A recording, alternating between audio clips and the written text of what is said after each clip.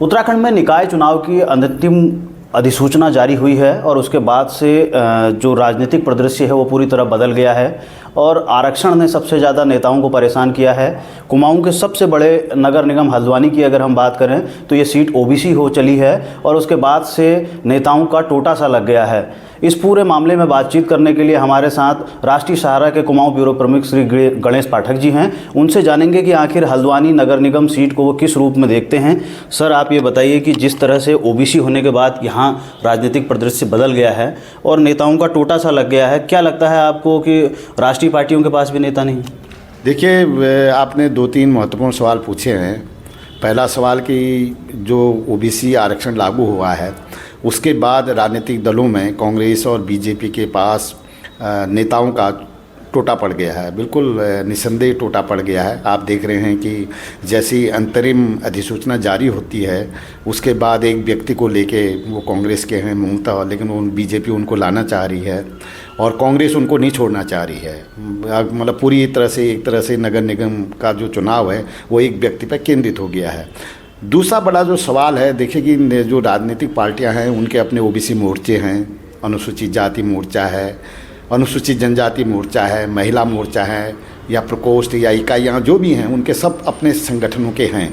और दिखावे के तौर पर जब कभी कोई प्रदर्शन होता है या कोई बड़े कार्यक्रम होते हैं तो उस समय वो कहते हैं कि साहब हमारे पास कैंडिडेट की कमी नहीं है।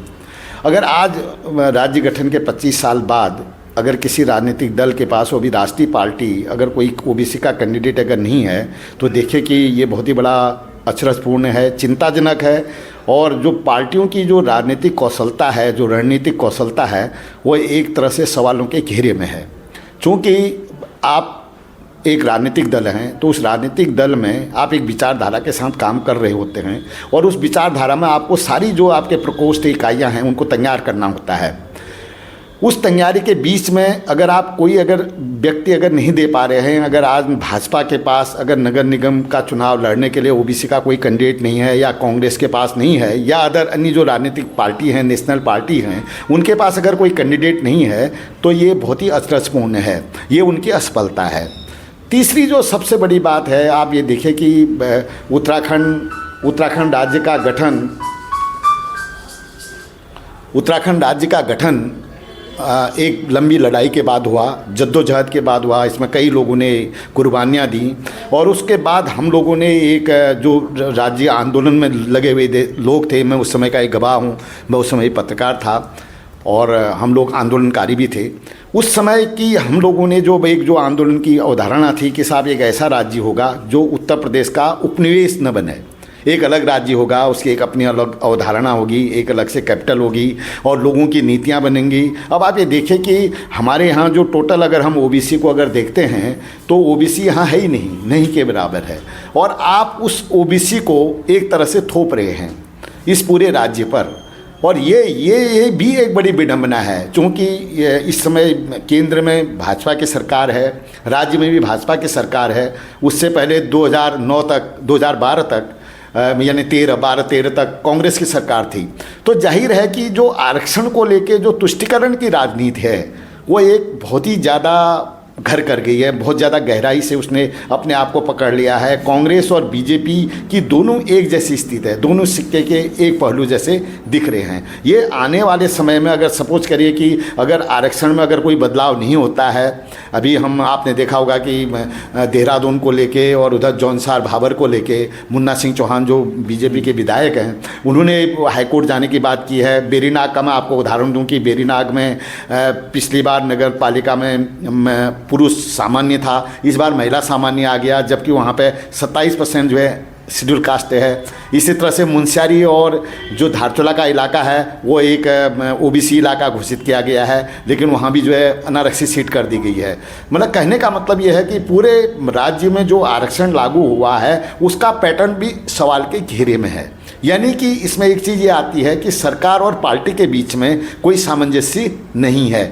जो चूँकि आरक्षण लगने से लागू होने से पहले जाहिर है कि ओबीसी आयोग ने सरकार से बातचीत की होगी, सरकार को रिपोर्ट सौंपी होगी, उसके बाद नगर निकाय आयोग ने सरकार से बात की होगी और सरकार की सहमति के बाद ओबीसी लागू हुआ है। तो इसका मतलब संगठन के बीच में और सरकार के बीच में भी इस मामले को लेकर कोई बड़ी बात नहीं हुई है। हमें ये लगता है कि ये बिल्कुल किसी रणनीतिक तरीके से कुछ लोगों को चुप कराने के लिए या जो भावी राजनीति है उस राजनीति के दृष्टिगत रखते हुए ये तुष्टिकरण की राजनीति हुई है।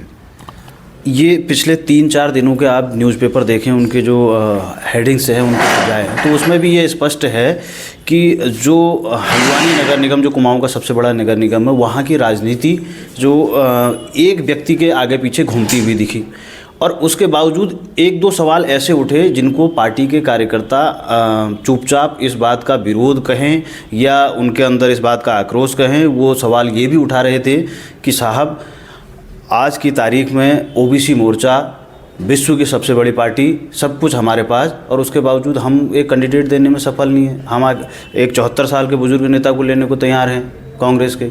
क्या ये कहीं न कहीं सुनियोजित रूप से भाजपा के अंदर ही आंतरिक जो इनके बीच का जो अंतर्द्वंद है इसको उजागर करता है? बिल्कुल, निसंदेह आपने बहुत ही महत्वपूर्ण सवाल पूछा। देखिए कि जो चीज़ें हुई हैं, मैं अभी जब बात कर रहा था आपके पहले सवाल के जवाब में, जो आरक्षण लागू हुआ है, आरक्षण लागू होने से पहले की जो रणनीति होती है पार्टी और सरकार के बीच में, उसमें लगता है कि पार्टी और सरकार में सामंजस्य नहीं रहा। अब हम आपके मूल सवाल में आते हैं। देखिए कितनी बड़ी बात है कि 74 साल के नवीन वर्मा जी हैं, वो कांग्रेस में हैं और वो बीजेपी में जाना चाहते हैं। जीवन भर उन्होंने कांग्रेस की राजनीति की है, वैसे वो व्यापारी नेता हैं, ठीक है, उनको जाना चाहिए, किसी आदमी के रोक टोक कुछ नहीं है। लेकिन अब आप ये देखिए कि आपका ओबीसी मोर्चा है, आपके पास ओबीसी के कई नेता भी हैं, ठीक है। अगर आज भी अगर आप एक कहते हैं कि साहब हम विश्व भर की पार्टी हैं, सारा वोट बैंक का हमारे कब्जे में है, मोदी जी की तूती बोल रही है, धामी जी की तूती बोल रही है, तब आपको डर किस बात का है? आप अपने किसी एक कैंडिडेट को तैयार करिए, एक युवा को लाइए और उसको आप तैयार करिए। क्या मतलब जब नरेंद्र मोदी जी चीफ मिनिस्टर थे उनको प्रधानमंत्री बनाया गया, धामी जी एक विधायक थे और केवल दायित्वधारी थे, उनको चीफ मिनिस्टर बनाया गया। कहीं ऐसा तो नहीं होता कि आप जो हैं कोई आदमी कभी चुनाव लड़ेगा ही नहीं, मतलब। लेकिन इससे दिक्कत क्या है? दिक्कत यह है कि बीजेपी का एक वर्ग अपने ओबीसी वर्ग के जो लोग हैं उन लोगों को चुनाव में आगे नहीं करना चाहता है या उन पर दांव नहीं खेलना चाहता है। इसके अलावा एक बहुत, अभी आपने देखा होगा सोशल मीडिया में एक दो बड़े नेताओं के नाम भी आ रहे थे, जिसमें गजराज बिष्ट का भी नाम आया था। गजराज बिष्ट मूलतः कहते हैं कि वो नायक हैं, हालांकि मैंने भी बहुत पूछने की कोशिश करी लेकिन उन्होंने फ़ोन नहीं उठाया। आपका उठाया नहीं उठाया गॉड नोज। लेकिन क्या गजराज बिष्ट को भी आप चुनाव लड़ा सकते हैं? इसके अलावा जो अन्य ओबीसी हैं आप लड़ा सकते हैं, क्या दिक्कत है? आपके पास महिला नहीं है, पुरुष नहीं है, तो आप महिला को लड़ा सकते हैं। लेकिन ये नहीं है। असल में हो क्या रहा है कि बीजेपी के भीतर 2-3 लोग ही करता धरता हैं, उन्हीं के केंद्र पर पूरी राजनीति सिमट के रह गई है। और 2-3 लोगों के केंद्र में जब राजनीति है तो जो दूसरे लोग हैं वो चुप हैं। और कांग्रेस तो सीन से ही गायब है, एक तरह से कांग्रेस सीन से गायब है। उसका ओबीसी का हो रहा है या क्या हो रहा है उसका कुछ नहीं है। आपने देखा होगा कि नवीन वर्मा को बीजेपी में न जाने देने के लिए कांग्रेस ने कोई ताकत झोंकी या कोई बातचीत करी, ये अभी तक हमारे पास समाचार नहीं है।